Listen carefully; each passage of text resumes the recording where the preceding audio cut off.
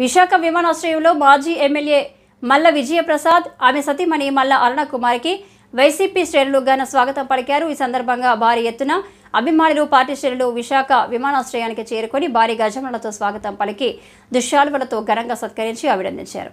ఇటీవల మాజీ ముఖ్యమంత్రి వైఎస్ జగన్మోహన్ రెడ్డి విశాఖ పశ్చిమ నియోజకవర్గం వైసీపీ సమన్వయకర్తగా నియమించడంతో విశాఖకు తొలుతుగా వచ్చిన నేపథ్యంలో పార్టీ శ్రేణులు అభిమానులు భారీగా ఘన స్వాగతం పలికారు. ఈ సందర్భంగా మాజీ ఎమ్మెల్యే మల్ల విజయప్రసాద్ మాట్లాడుతూ పశ్చిమ నియోజకవర్గంలో పలు సమస్యలను గుర్తించి ప్రతి కార్యకర్తను ఒక తాటిపై తీసుకువచ్చి నియోజకవర్గ అభివృద్ధిని చేయడంలో తమ వంతు కృషి చేస్తారని అన్నారు. అనంతరం విశాఖ ఎయిర్పోర్ట్ నుండి భారీ ర్యాలీగా సీతమ్మధార క్యాంపు కార్యాలయంకు వెళ్లారు.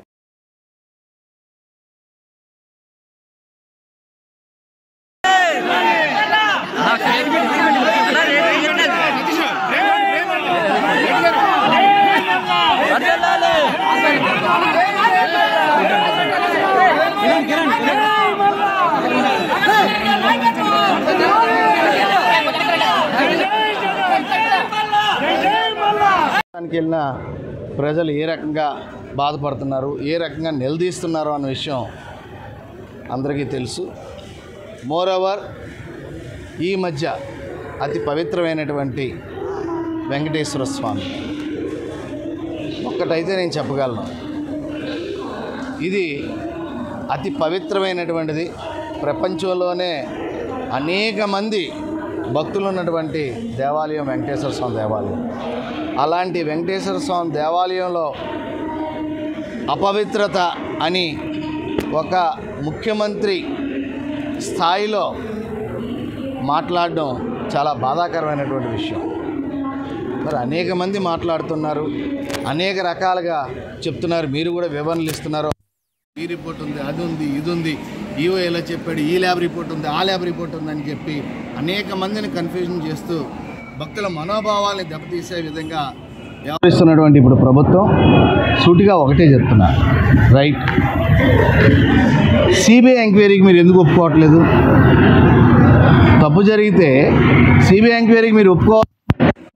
సిబిఐ ఎంక్వైరీకి వస్తే నిజ నిర్ధారణ అవుతుందిగా, మీరు ఎందుకు ఒప్పుకోవట్లేదు? ఒక్కటి మాత్రం నేను చెప్పగలను, వెంకటేశ్వర స్వామిని టచ్ చేసినటువంటి ఏ వ్యక్తి కూడా ఇంతవరకు బతికి బట్టకటువంటి దాఖలాలు లేవు.